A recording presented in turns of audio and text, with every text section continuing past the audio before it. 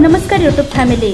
भारतातील जमीन खरेदी विक्रीचा 117 वर्षे जुना कायदा रद्द होणार आणि काय आहे हे सरकारचा मोठा निर्णय हे आजच्या या व्हिडिओद्वारे आपण सविस्तरपणे जाणून घेणार आहोत। जर तुम्हाला रिअल इस्टेट व्यवहारांबद्दल संपूर्ण माहिती हवी असेल तर आमच्या यूट्यूब चॅनलला सबस्क्राइब करा आणि नवनवीन व्हिडिओ अपडेट्स मिळवा। सबस्क्राइब करा आणि तुमच्या रिअल इस्टेट नॉलेज मध्ये भर घाला।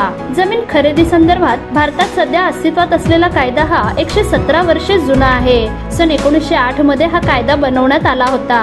जमीन खरेदी विक्री संदर्भात नवा कायदा आणला जाणार आहे। 25 जून 2025 पर्यंत देशातील नागरिक या कायद्यासंदर्भात आपल्या सूचना आणि हरकती नोंदवू शकतात। अनेक राज्यांमध्ये ऑनलाईन नोंदणी आधीच सुरू झाली असली तरी आता देशभरात त्याची अंमलबजावणी करण्यासाठी एक नवीन आधुनिक कायदा आणला जात आहे। फसवणूक, भ्रष्टाचार रोखण्यासाठी सरकारने जमीन खरेदी विक्री खरेदीचे व्यवहार डिजिटल पद्धतीने करण्याचा निर्णय घेतला आहे। नवीन विधेयकात विक्री करार, पॉवर ऑफ अटर्नी, विक्री प्रमाणपत्र आणि समतापूर्ण गृहकर्ज यासारख्या महत्त्वाच्या कागदपत्रांची नोंदणी देखील डिजिटल पद्धतीने केली जाणार आहे।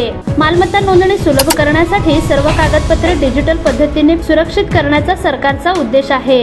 केंद्र सरकार एका नवीन विधेयकांतर्गत एक नवीन कायदा करत आहे ज्यामध्ये ऑनलाईन मालमत्ता नोंदणीची सुविधा सुरू करण्याचा प्रस्ताव आहे।